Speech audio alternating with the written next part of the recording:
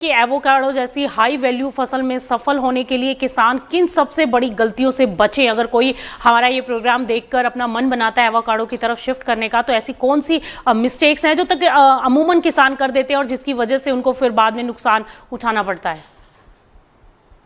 देखिए, 3-4 गलतियां अगर ये अवॉइड कर लें तो बाद में नुकसान नहीं होगा। हम्म। सबसे पहले तो कि किसान समतल लैंड पे होकर उसे लगा रहे हैं तो हम्म। आपको रेज बेड्स मतलब पाल बना के उसको लगाना बहुत जरूरी है। उससे काफी बीमारियां जो पानी के स्टैग्नेशन से फैलती हैं वो रुक जाती हैं। ओके। दूसरा, हर पौधे पे 2 ड्रिप लाइन होनी है। अगर हम्म। आपने एक ड्रिप लाइन बिछाई है तो उतना पानी 3 साल बाद या 4 साल बाद पौधे को नहीं दे पाएंगे एक ड्रिप लाइन से, जितना 2 या 3 ड्रिप लाइन से दे सकते हैं। तो 2 ड्रिप लाइन मिनिमम लगाना आपको दोनों साइड पौधे के जरूरी है। ओके। तीसरा, उसकी प्रूनिंग साल में एक बार या 2 बार करना जरूरी है ताकि प्लांट स्टार्टिंग से ही शेप में रहे।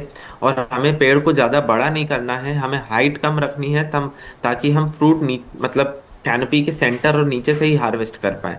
क्योंकि जितना ऊपर फ्रूट जाएगा उतना हार्वेस्ट करना मुश्किल हो जाएगा, सीढ़ियां लगा लगा के काम नहीं हो पाता है खेतों पे। और आखिरी, आपको फर्टिलाइजर सही मात्रा में सही तरीके से देंगे तभी आप लॉन्ग टर्म में अच्छी यील्ड ले पाएंगे। क्योंकि मिट्टी की जितनी भी न्यूट्रिएंट है और पोषण है वो हम्म। पहली या दूसरी फसल में फ्रूट खींच लेगा जड़ों हम्म। से। लेकिन उसके बाद आप क्या करोगे? तो उसके हम्म। बाद आपको कंटिन्यूअस फर्टिगेशन देना जरूरी है। हम्म। साथ ही इसकी कुछ बीमारियां हैं जो जिसपे एक बीमारी है जिसपे किसान अधिकतर ध्यान नहीं देते, उसका नाम है एंथ्रैक्नोज।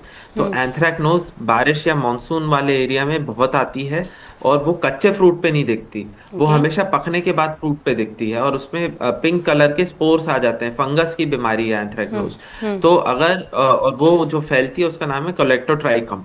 तो हम्म। अगर वो फंगस आ गई तो वो फ्रूट खाने का नहीं बचता है। और ओके। वो आपको तब पता चलेगा जब ऑलरेडी कस्टमर के पास पहुंच चुका है फ्रूट। ओके। तब किसान को खेत पे ही उसकी सही प्रैक्टिसेस फॉलो करनी पड़ेंगी, जैसे हम्म। कि कॉपर हाइड्रोक्साइड का स्प्रे या एजॉक्सीस्ट्रोबिन का स्प्रे। ये हम्म। सब जो दवाइयां हैं ये गुड एग्रीकल्चरल प्रैक्टिसेस में अलाउड हैं। गैप सर्टिफिकेशन हम्म। होता है जो अलाउ करता है कि आप कौन से केमिकल यूज कर सकते हो और कौन से नहीं।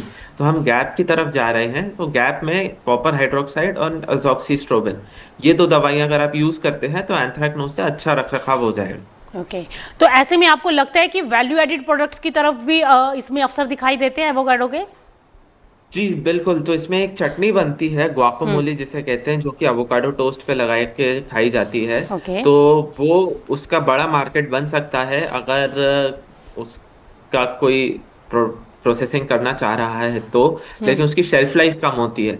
तो ओके। अगर आप बिना प्रिजर्वेटिव्स के एडिटिव्स के करना चाह रहे हैं हम्म। तो आपको आपके पास टाइम नहीं है, मतलब आपने सुबह बनाया और अगले दिन तक के उसको बेचना ही पड़ेगा आपको। हम्म। और अगर एडिटिव्स डाल रहे हैं, फूड ग्रेड एडिटिव्स, तो हो सकता है इसकी शेल्फ लाइफ थोड़ी बढ़ जाए।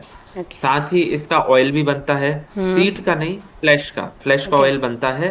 तो वो ऑयल सेहत के लिए बहुत अच्छा होता है, हार्ट हेल्थ के लिए बहुत अच्छा होता है। और हम्म। कहते हैं कि ऑलिव ऑयल जितना ही अच्छा होता है, और ऑलिव ओके। ऑयल का जो तीखा गर्दन पे टेस्ट आता है वो अवोकाडो ऑयल में नहीं आता है। और वो हाई टेम्परेचर कुकिंग में भी यूज हो जाता है अवोकाडो ऑयल, जबकि olive oil high temperature cooking में यूज नहीं हो पाता। हम्म। तो ये 2 प्रोडक्ट्स हैं जो कि बहुत काम के हैं। एक और तरीका है, अगर आप ब्लास्ट फ्रीजर से इसके स्लाइसेस फ्रीज करके रख दें हम्म। और फिर होरेका यानी होटल रेस्टोरेंट्स एंड कैफेज में सप्लाई करें, तो वो भी एक तरीका है जिससे आप प्रोडक्ट को वेस्ट होने से बचा सकते हैं।